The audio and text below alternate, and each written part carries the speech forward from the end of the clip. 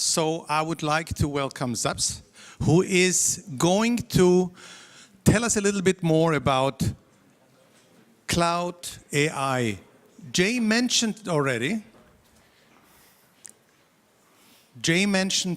that there is a surrounding as well. There is not only the device, there is not only the platform, but you need to integrate things with some other capable technologies and concepts. So, and I think this is what you are going to show us a little bit. Sure. Thank you. So I hope no one has fallen into a food coma, because we're going to talk about some interesting stuff around AI, machine learning, specifically in context of connected workers. Maybe just a small introduction. So my name is Szabolcs Rozsnyai, or Sabs, as he introduced me. I'm a so-called custom engineer, and I'm based here in Austria, Vienna. So if you have any questions around Google Cloud, just reach out to us.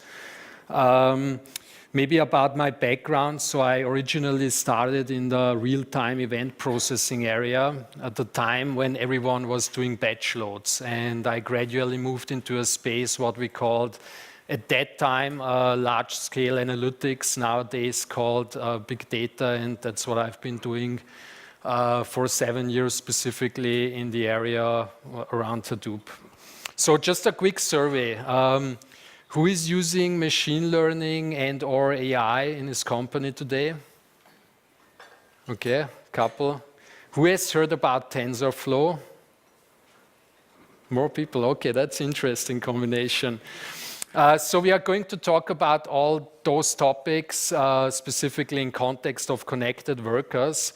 But I want to go a little bit extraterrestrial and reach for the stars and talk about an AI-powered connected and very far away remote worker. So this guy up here, it's Curiosity. It's a compact car-sized nuclear-powered robot which landed on 2012 on Mars. And it has an interesting device mounted on top which is called ChemCam. It stands for chemistry camera. It's a combination between a spectrometer, laser, and a camera. And what it does, it rolls around Mars, takes pictures, sends them to Earth. Scientists look at those pictures and say, like, this rock over there looks interesting. Then they point this device at the rock. It zaps it with a laser multiple times. So the rock evaporates and the spectrometer can analyze the composition of the rock. So it generates, I think, about 1 million megawatts after it zaps it multiple times, so it's nuclear powered. So you could guess, so it's not very efficient what's happening there. So this back and forth between Earth and Mars is time consuming. There is no high bandwidth up there. On top of that, the Curiosity relies on an space communication network to communicate with Earth. I mean, it could directly send messages, but it takes up too much energy. And you lose daylight, you lose time, the rover needs to move on, so it's not efficient. So what NASA did is they pushed an update last year, which contains an AI component. And this is how the Mars rover now sees the surface. It can identify on its own targets of opportunity. Like in this case, for instance, the green area of a rock is like the best target. It zaps it, does the analysis, sends it back to Earth. So they cut out the whole communication, the whole people. They ran some tests. It's as good as a human would do that. And this update just has 20,000 lines of code, and the whole rover is powered with over 3 million. So it's very tiny software component, and it's not just the AI component. It also contains security protocols, such as the rover shouldn't zap itself, it shouldn't look into the sun for a long period of time because the sensors might get damaged. You might ask yourself, why am I showing you this NASA stuff? So this is disclosure here. This is not Google technology. The reason I'm showing you this is because I want to take you to a journey from some science fiction, outlandish, rocket science, NASA thing around AI and bring it to Earth, because that's a technology that you can use today to improve your efficiency, effectiveness, improve customer satisfaction, and so on. Today on Earth, you don't need NASA scientists to do that. Google's mission is to organize the world's information and make it universally accessible and useful. And I think there is no better project that embodies this mission statement, Project Loon. You might notice we are descending now from the Mars to Earth, but we make a pit stop in the stratosphere. And Project Loon, it's about covering an area on Earth with internet. Recent deployment was in Puerto Rico. It got devastated by a hurricane. They didn't have power, no communication networks, and they shot up those balloons to cover certain area with internet, essentially. So what they do is they shoot up the balloons into the stratosphere. It creates a mesh networks and covers the surface with internet. And someone sat down, did the math, and said, we are going to need hundreds of balloons to do that. Because a balloon is not like a plane that you can steer around. It floats based on the wind direction. So the only way to control where it floats is to change the altitude. Now, the weather and the wind direction in the stratosphere is very difficult to predict. So the Google guys, or actually it's an Alphabet company, came up with some algorithms to do that essentially, and it reduced the number of balloons by the factor 10. And this is not just about increasing efficiency, it actually made this project economically feasible. And Google is, I mean, it's not just these outlandish, forward-looking projects that they are doing around AI. Google is at the forefront of, I would claim, every major development around machine learning, artificial intelligence, and all the related technologies around that, ranging, who knows, Hadoop MapReduce, maybe, a couple of people. So we invented that up to like technologies such as Kubernetes. Nowadays, the latest buzz is around TensorFlow. And we don't just invent that stuff and keep it to ourselves. We open source it, give it back to the community. And what we do in the Google Cloud team is we package those technologies up, make them secure, enterprise ready, and expose it to our customers ready to use. So you don't have to worry about, I don't know, high availability, scalability, security, and all those topics. We take care about it. And you've got access to the latest and greatest technologies. And within Google itself, since this development of TensorFlow, there is almost like an exponential infusion of AI in our own products. You can almost pick any product in Google and it has some sort of an AI component. It starts with Google search and ends with translation on your phone. This is an interesting study I want to share with you to make the connection to connected workers. We did a study and we estimate that by 2025, an individual will have about 4,800 interactions per day with a connected service or device. And I personally think this is not a crazy number, because if you go back 10 years, that's when the iPhone was released, I think a couple of months more. And before that, we didn't even know the concept of a smartphone. Now everyone has one in his pocket. He's connected to different services. Some people have smart devices at home for like heating, security, Google Assistant, Alexa, and so on and so forth. So this is something that is not just coming, it's here, and it's going to be even bigger in the future. A little bit about terminology. So I was throwing around different terms, AI, machine learning. So these are really simplified definitions, but AI can be described as the science to make things smart. Machine learning is a subset of AI, which is about building machines that can learn. You might have heard the terms like neural networks, deep learning. So those are actually, again, subsets of machine learning, and there are specific algorithms in those space. Okay, let's do an experiment. How would you, if you would have to build or teach a machine to distinguish between apples and oranges, what rules could you come up with to make this decision in this case? Anyone? Color, yeah. Shape, not really, because they are both round. So what happens if I take away the color? It's broken.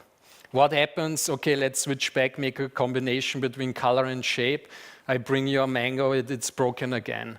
So the point I'm trying to make here is that you can come up with as many rules as you want. At some point they will break. You've invested a lot of time and resources to come up with those rules, and it's not really feasible to do that, and the results are not really good.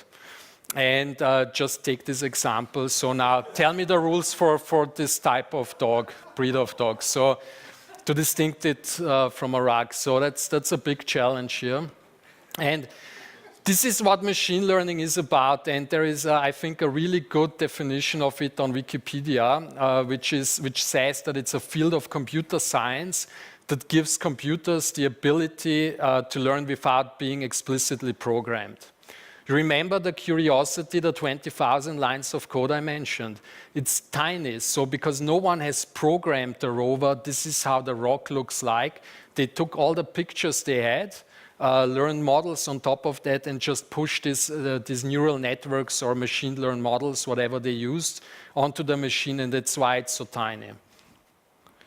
I see some gray hair, so who was around in the 80s, maybe, and has heard about AI? It was around like in the past, right? And why is it a big buzz now? In fact, like Arthur Samuel at IBM let a computer live on TV play checkers. It had like strategy components, so it was not just a dumb computer that was following rules. And now it's 2017 and all of a sudden AI is here and it's great and it's new and shiny. It's not really. But what happened in the meantime was that Moore's law hit the block. This chart just goes back to the 80s, but for a gigabyte of storage, you paid between 500 and a million. And nowadays, let's just take Google as an example, you can get it for 2 cents. So the price for storage dropped tremendously, and this is actually the first time in history that you can economically justify to store the data at the level of granularity that you need them to do machine learning on top of that. Before that, you could do it. You had neural networks in the 80s, but no one would have given you money to do that actually, because it would have been too expensive. The same applies to compute performance. The first Cray in the 70s was sold for 9 million. It had 0.16 gigaflops, the very first one. And nowadays you get an Apple Watch for $300 and it has 3 gigaflops. So huge increase in performance, and it's super cheap nowadays. So we have got all the building blocks in place to do machine learning. We have got data at the price that it's economically feasible to do that. You've got the compute power to learn the models with the algorithms, and in fact the algorithms improved as well. There are new concepts around that. But it's, in my opinion, that's my personal opinion, it's not that earth-shattering compared to, let's say, the algorithms from the 90s. And one thing here is missing. Actually, there are 2 things missing. So this is the common belief how machine learning and AI works. So you take data, dump it into some magic algorithm, and then it can go and distinct between cats and dogs. So that's a nice nice comparison, but in reality, you have to do much more. You have to ingest the data, you have to store it, you have to transform it, you need to do some analytics on top of that for stuff like feature engineering, and then you need to learn the models. So you need frameworks, you need plumbing around that, and this is what more or less TensorFlow is partially about, providing you a convenient framework, reusable framework, where you can build your machine learning models on top of that. And we released that in 2015, and within no time it became by far the most popular machine learning framework. So if someone's doing machine learning today, at least around neural networks, deep learning, you would go with TensorFlow. And this is open sourced, available to everyone. What we are doing on Google Cloud is we provide the full spectrum if you want to do machine learning. So we cater for data scientists, researchers with TensorFlow. If you want to build your custom models, we have a component called Cloud Machine Learning that lets you learn those models with a scalable architecture behind that. So you say, like, I want to learn this model. In 1 hour, you get the hardware provisioned like in no time. And when it's done, the resources are deprovisioned. You don't pay for that.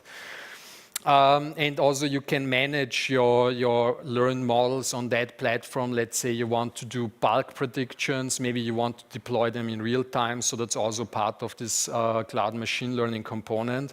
But there is a rule in machine learning which says don't build your own machine learning models if you already have them available. And this is where the ready-to-use machine learning models come in. So Google has a lot of data, pictures, voice, and so on. And we have built on top of that data models that can detect images or like the content of images or videos, can do translation, recognize to speech to text with neural networks. And this is like literally for a programmer, copy and paste exercise to put that into your application.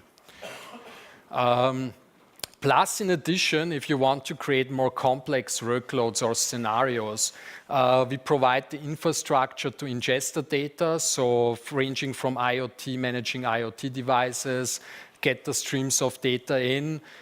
We provide a whole array of specialized data management solutions to store the data, bring them into a shape, as I mentioned before, so you can actually do machine learning on top of that. Plus, we've got tool to analyze and visualize the data on the cloud. I'm going to give you a couple of examples around use cases with Google Machine Learning. So this one is with Airbus Defense and Space around satellite images, and they had algorithms in place to distinct between cloud and snow-covered peaks of mountains. They used machine learning from Google and reduced essentially the error rates from 11 to 3%. This one is my favorite example. So it's with the Global Fishing Watch. And what they did is fishing ships,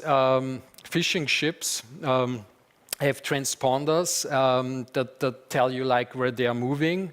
Plus you've got satellite images to watch them and you know like what they are doing.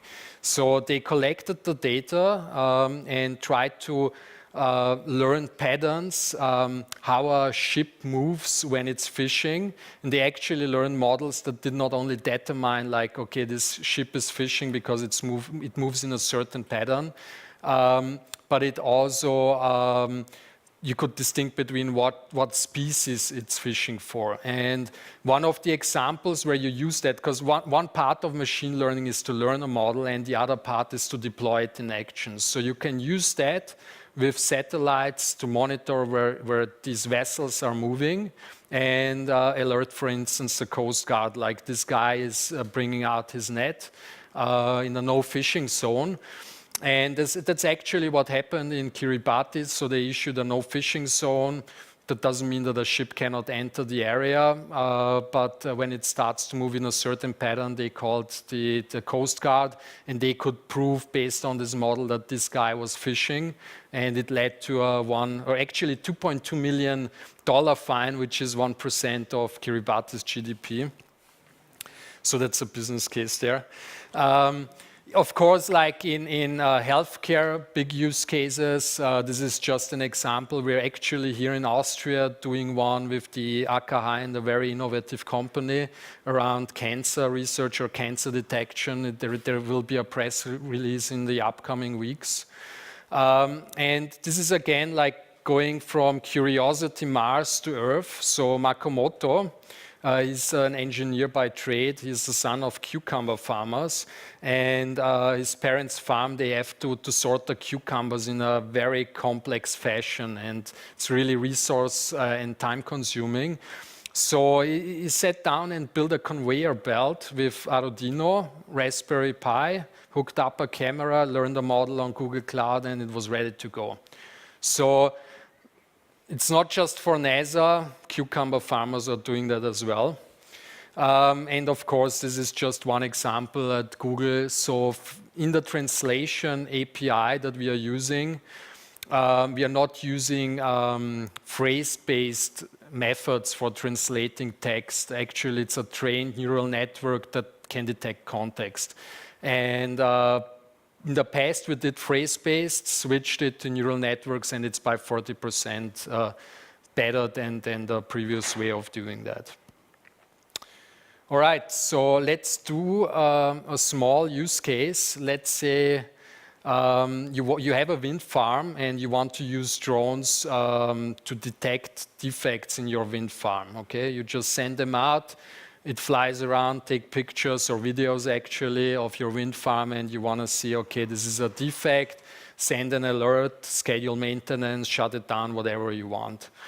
I would like to show you how you would do that with Google Cloud. So essentially getting from raw data from drones like GPS information, images, metadata, and creating a machine learning model. So the first step, what you would do is to hook your drones up to a pub/sub network. It's serverless, scales globally. You don't have to worry about whether the drone is today in Australia and tomorrow in North America. Doesn't matter, we take care about that. You could use, in addition, IoT components to manage your drones, if that's what's required. Now, the data flows in real time. You need to pre-process the data. There is a product called Cloud Data Flow. It's, in fact, a successor of MapReduce internally. It's exposed as a product. More or less serverless. You say, like, I want to crunch terabytes, petabytes of data. You say how many resources you want to provision, hit the play button, and it runs. Can do it in batch, but also in real time, scales indefinitely. Once the data is transformed, you can put it into a product which is called BigQuery. It's essentially almost like a relational storage, SQL compliant, but scales with unlimited scale. And there you can do your analytics. And once you're done, maybe you want to do like time series or something like that, or some statistical analytics.